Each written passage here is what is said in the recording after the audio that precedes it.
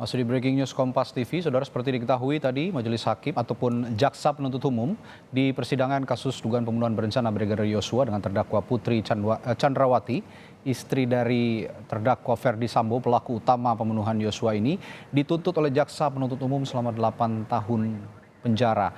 Hukuman ini dinilai oleh keluarga Yosua juga belum maksimal, begitu, tidak sebanding dengan nyawa anaknya yang hilang. Dan siang hari ini saya sudah bersama dengan pakar hukum pidana dari Universitas Jenderal Sudirman dan juga pakar hukum pidana, yakni Profesor Hibnu Nugroho, dan juga ayahanda dari almarhum Brigadir Yosua Huta Barat, ada Pak Samuel Huta Barat. Selamat siang Bapak-bapak. Artinya nanti untuk terakhir Selamat siang, Mas. Selamat siang Pak Samuel. Harapannya nanti. Baik, saya akan ke ayahanda almarhum Brigadir Yosua dulu, Pak Samuel Huta Barat. Pak Samuel, Anda pasti juga sudah menyimak tadi jalannya sidang tuntutan dari terdakwa Putri Chandrawati. Respons Anda sejauh ini seperti apa, Pak Samuel? Ya, respon kami dari keluarga sangat kecewa. Kita tadi sudah sama-sama mengikuti persidangan di Pengadilan Jakarta Selatan. Ya. Dan di sana secara gamblang Jaksa Penuntut Umum membacakan tuntutan-tuntutan terhadap Putri Chandrawati, bahwa di sana kesimpulannya si Putri Chandrawati sah dan meyakinkan turut serta di dalam pembunuhan berencana ini. Tapi dalam hal tuntutannya dituntut si Putri Chandrawati 8 tahun penjara. Itu baru tuntutan.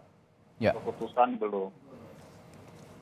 Ya, kami juga tadi menyimak kuasa hukum keluarga almarhum Brigadir Yosua yang juga hadir di Pengadilan Negeri Jakarta Selatan, Bang Martin Huta Barat, ya, mengatakan bahwa sebenarnya Putri inilah yang juga punya rencana yang bersama-sama, diduga melakukan perencanaan terhadap anak Bapak, begitu, almarhum.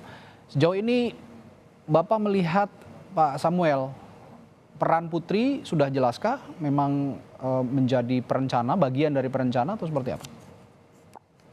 Saya mengikuti persidangan ini ataupun menurut fakta di persidangan, ini kan timbulnya suatu permasalahan pembunuhan berencana itu awalnya kan dari Putri Chandrawati.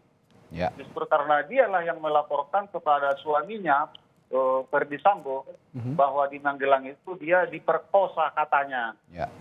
Diperkosa oleh almarhum. Nah, itu makanya tersuluslah amarah si Ferdi Sambo dan merencanakan pembunuhan berencana ini secara sadis. Padahal pemerkosaan itu tidak cukup bukti ataupun tidak ada visum dari dokter.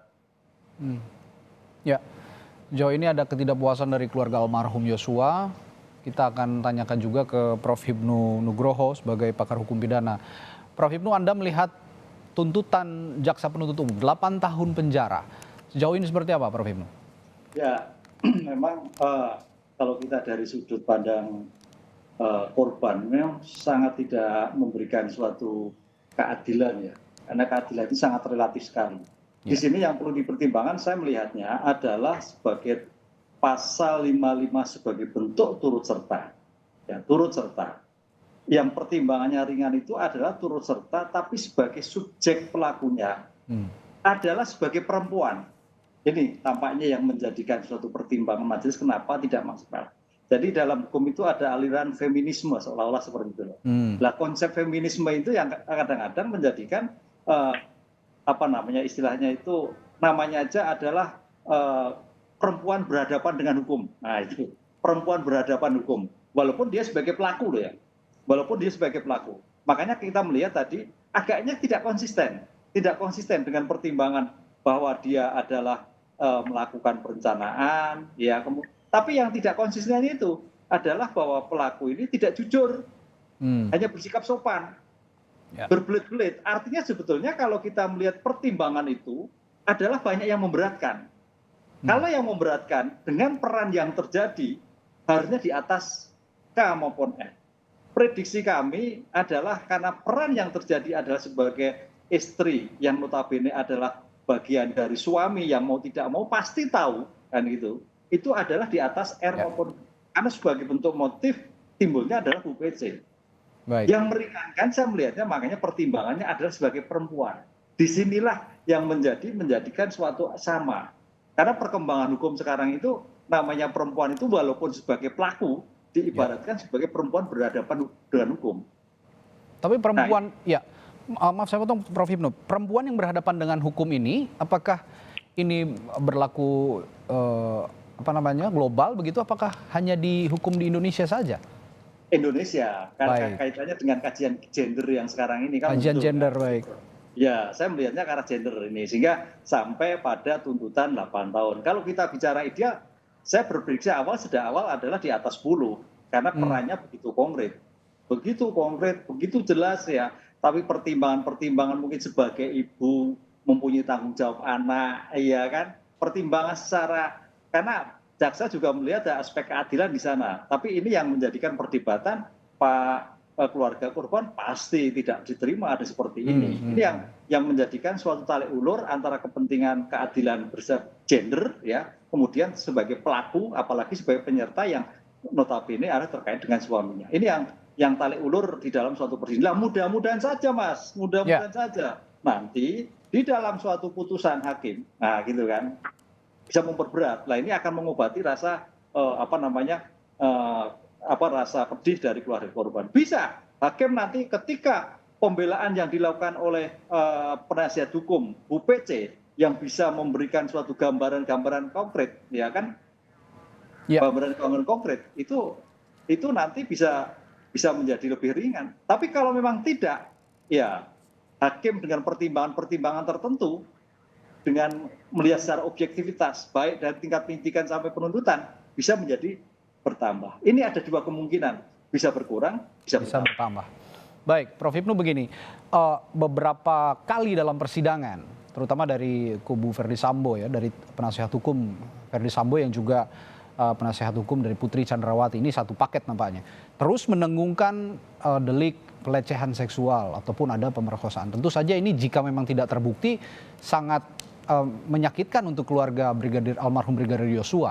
Tapi terlepas dari itu, apakah delik pelecehan seksual yang terus didengungkan oleh kuasa hukum terdakwa ini, Putri Chandrawati dan juga Verdi Sambo, ini juga sedikit banyak mempengaruhi tuntutan jaksa? Oh enggak berpengaruh. Karena itu berbasis pada based on evidence. Nah, bukti. Karena bukti pelecehan tidak ada. Apalagi bukti perkosaan. Kan itu. Oleh karena itu kalau kita melihat sebagai bentuk pertimbangan penuntut umum ada perselingkuhan, itu hanya sebagai bukti data skender. Data skender terkait misalkan kalau nggak salah loh ya, itu adalah keterangan dari psikologi forensik. Ya. Kemudian dari kuat ada suatu keraguan, ada suatu kecemburuan. Nah, bukti-bukti itu yang menjadikan suatu rangkaian seolah-olah yang masih dalam dibuktikan loh ini ya, itu menjadi suatu gambaran yang utuh. Karena begini, suatu peristiwa hukum yang walaupun bukan sebagai unsur, seorang penegak hukum paling tidak bisa menggambarkan motif. Baik. Gak mungkin suatu tindak pidana tanpa motif. Itu loh. Tapi motif bukan bagian dari unsur. Tapi bagian secara utuh, motif adalah bagian dari suatu timbulnya suatu kehendak. Nah, disinilah penuntut umum menggambarkan dengan sangat minimalis ya ini mohon maaf karena korban juga nggak adilnya kan korban kan sudah tidak ada. Betul. Sehingga tidak ada suatu perimbangan. Iya. Itu Mas, menurut saya seperti itu. Baik Prof. Hipnu, nanti kita juga akan bahas jika memang delik pelecehan seksual tadi tidak terbukti, lalu motif apa yang sebenarnya bisa dijadikan pertimbangan oleh majelis hakim dalam kasus pembunuhan berencana. Kita akan bahas setelah jeda, tetaplah di Breaking News Kompas TV.